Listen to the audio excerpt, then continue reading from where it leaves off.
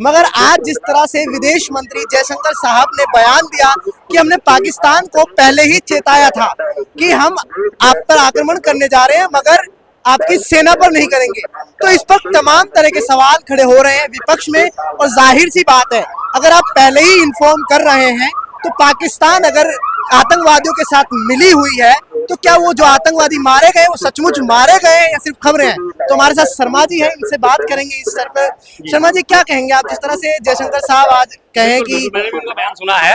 अब इसी बात से अंदाजा लगा लीजिए, एक बड़ी पुरानी कहावत है जिसे कहा जाता है कि चोर को कहिए चोरी कर लियो और साहूकार को कह दियो जागता रहियो। आज वो कह रहे हैं कि हमने पाकिस्तान को पहले ही चेता दिया था कि हम हमला करने वाले हैं। कितनी शानदार बात है, सामने वाले को पहले ही अलर्ट कर दो, भाई समझ जा मैं हमला करने आ रहा हूँ, पर मैंने गाल पे नहीं मारना तेरे, मैंने तेरे जो है टांगों में मारना है, लेकिन मैं मारूंगा। कितनी बढ़िया बात है।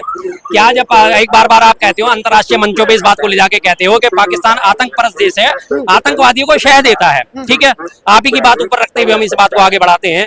जब आप सभी जाके अंतर्राष्ट्रीय मंचों पे कहते हो, इस बात को दोहराते हो, तो इसका मतलब आपने पाकिस्तान को चेता के क्या उन्हें अपना बोल नहीं दिया होगा? क्या पाकिस्तानियों ने उनको बोला नहीं होगा आतंकवादियों को, भाई तुम्हारे ठिकानों पे हमला होने वाला है, वहां से छोड़ दो, ठिकाने छोड़ो और निकलो वहां से? कितनी देर लगती है? सूचना का जमाना है, 1 सेकंड के अंदर बात यहाँ से अमेरिका पहुंच जाती है, सिर्फ 1 सेकंड लगता है। मैंने इधर से हेलो करी, 1 सेकंड बाद उधर से हेलो हो जाएगी। कितनी देर लगेगी उन्हें खाली करने में? तो साफ पता चल जाता है। इस हिसाब से सब कुछ जो है इनका कुछ नहीं था, हवा हवाई बातें थी, हवा हवाई इनके फायर थे। फिर ये कहते हैं कि सेना पे सवाल क्यों उठाते, हमारी कार्रवाई पे सवाल क्यों उठाते हो? आपकी हरकत ही आपके सवाल उठाने का मौका दे रही है। आपने क्यों, कौन सा ऐसा देश होता है या कौन सा ऐसा दुश्मन होता है जो अपने दुश्मन को चेताता है, उसे सजग करता है कि भाई हाँ तू अलर्ट हो जा, मैं तेरे पे हमला करने वाला हूँ। छत्रपति शिवाजी महाराज को अपना आदर्श मानने वाले ये लोग जो बार बार कहते हैं हम छत्रपति शिवाजी के आदर्श मानते हैं, छत्रपति शिवाजी जी हमारे आदर्श हैं, उन्हीं की युद्ध नीति को अपना लेते हैं। उनकी युद्ध नीति हमेशा से गुरिल्ला युद्ध नीति थी, सीधा जाओ, घात लगाओ, हमला करो, जीतो और वापस आओ। हमेशा तरीका यही होता है, जाओ, हमला करो, जीत के वापस आओ। और ये तो जीतने से पहले ढोल धमाका पीट रहे हैं, हाँ जी हाँ हमारे हम हमला करेंगे। भाई कौन रुकेगा वहां पे? मेरे पे इनपुट मिल जाए भाई शर्मा जी आपके ऊपर हमला होने वाला है, तो मैं रुकूंगा, खड़ा होऊंगा, निकल लूंगा मैं भी, भाई मैं क्यों घुसूंगा आगे? तो जाहिर सी बात है, पता चल गया सारी की सारी सब बातें हवा हवाई थी, कुछ नहीं था। और इन्होंने जो करना था वो टोटली फेल हुए हैं, टोटली फेलियर हुआ है ऑपरेशन सिंदूर जिसे कहा जाता है। 72 घंटे के अंदर सरेंडर करके खड़े हो गए, सीज फायर करके खड़े हो गए। अब ये कहते हैं नहीं सरेंडर नहीं करा हमने, तो अभी प्रोग्राम पॉज करा है, कार्रवाई आगे भी चालू रहेगी, आगे भी ऐसी चालू रहेगी कि पहले जाके पाकिस्तान को इन्फॉर्मेशन दोगे, अब हमारा कल 24 घंटे बाद हम हमला करने आ रहे हैं, अलर्ट हो जा।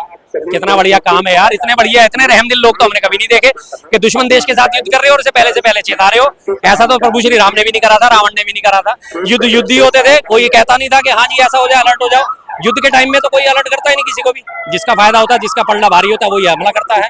और ये हमारे इतने दरिया दिल इंसान कि जाके पहले से चेता रहे हैं, भाई मैं तुम्हें पहले बता रहा हूँ, मैं तुम पे हमला करने वाला हूँ, अब अलर्ट हो जाना, अब अपने बख्तरबंद पहन लेना, अपने बंकरों में छिप जाना, क्योंकि हम हमला करने वाले हैं। शर्मा जी, एक और चीज है कि जिस तरह से तमाम सवाल खड़े हुए कि आपने युद्ध कैसे रोका, डोनाल्ड ट्रंप वहां से अपनी वो ले रहे हैं कि हमने रुकवाया, धमकी दी व्यापार के लिए, लेकिन बीजेपी वाले कह रहे हैं कि उनका पहले डीजीएमओ को फोन आया, लेकिन दुश्मन का फोन आया, आप दुश्मन को मान रहे हैं बात, तो इसका मतलब क्या हुआ? सरेंडर। इसका मतलब सरेंडर, साफ बात है।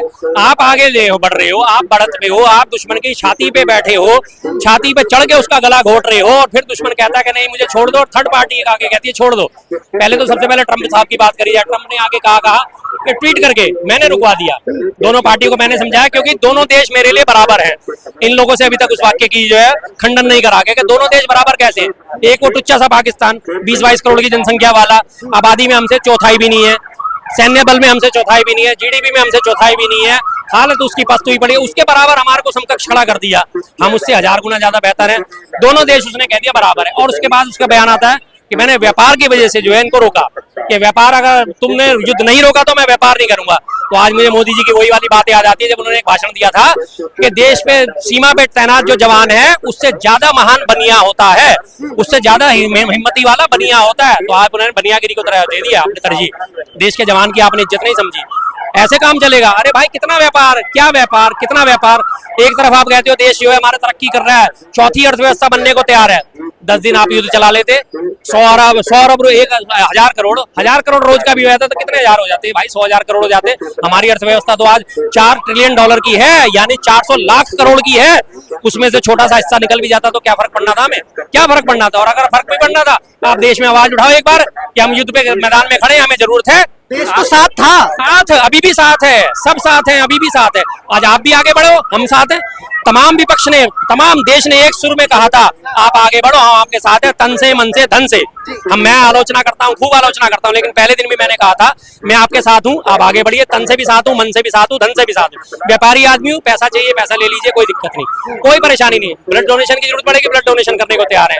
किसी और वजह से आप इस्तेमाल करना चाहते हो, उस तरह से भी इस्तेमाल कर लो। हर तरीके से हम तैयार थे और तमाम देश तैयार था। छोटी सी एक 12 साल की बच्ची अपनी गुल्लक तोड़ के उसने 25,000 रुपए उसकी गुल्लक में निकले और उसके बाद उसने 25,000 उसके पापा ने और मिला के 50,000 प्रधानमंत्री राहत कोष में जमा कराए। ये पैसे की कमी नहीं पड़नी चाहिए, लेकिन नेतृत्व कहां से लाओगे सर? सेना बल तो हमारा बहुत मजबूत है, लेकिन जब सेनापति का है और कमजोर हो तो कहां से आप नेतृत्व कर पाओगे? नेतृत्व क्षमता कहां है आपके पास? आपके पास जिगरा ही नहीं है।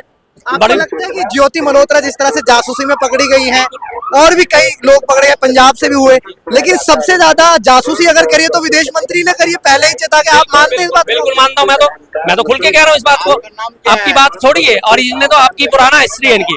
डीआरडीओ जो है, डीआरडीओ में वैज्ञानिक पकड़ा गया था प्रदीप कुरुलकर, वो भी पाकिस्तान को गुप्त सूचनाएं दिया करता था, वो भी गुप्त सूचना यही दिया करता था। तो आज सबसे ज्यादा गद्दार कौन साबित हुए? विदेश मंत्री। जाहिर सी बात है, उन्होंने डिटेल दी लगातार कि हम हमला करने वाले हैं, तो इससे बड़ी बात क्या होगी सर? इससे बड़ी बात क्या होगी? और इसका सबूत हम बहुत पहले भी देख चुके हैं। अरे यार एक मिनट चुप, हाँ इसको थोड़ा पीछे करो, थोड़ा पीछे। उसके बाद आपने 2015 की मैं आपको याद दिलाता हूँ, सारी जनता को याद दिलाता हूँ। 25 दिसंबर 2015 को हमारे मोदी जी बिना बुलाए पाकिस्तान बिरयानी खाने गए थे, नवाज शरीफ के बर्थडे में गए थे बिना बुलाए। कोई इनविटेशन नहीं था, कुछ नहीं था। ऐसे लोगों को हमारे यहाँ क्या कहा जाता है? जो गेट क्रैश करके किसी की पार्टी में घुसते हैं, जनता अपने आप तय कर देगी, कमेंट्स में डाल देगी। किसी की पार्टी में जबरदस्ती घुसना, बिना बुलाए घुसना, ऐसे लोगों को अब 25 दिसंबर को वो जाके मिलके आते हैं। नहीं जी, उसके बाद प्रचारित करा जाता है नहीं नहीं संबंध सुधारने के लिए गए थे। वो संबंध ऐसे सुधरे कि सिर्फ एक हफ्ते बाद ही वहां से रिटर्न गिफ्ट क्या आया कि 2 जनवरी 2016 को पठानकोट एयरबेस में हमला हो गया। पठानकोट एयरबेस में हमला, और एयरबेस में हमला होने के बाद उसी IASI के लोगों को बुलाया गया कि आप आइए, आके जांच कर लीजिए। अपने एयरबेस की सारी उन्हें इन्फॉर्मेशन दे दी गई। कितनी शानदार बात करी आपने। दुश्मन देश ही हमारे ऊपर हमला कर रहा है और उसी को बुला रहे हैं, आजा तू ही जांच कर ले। वाह भाई वाह, क्या बड़े।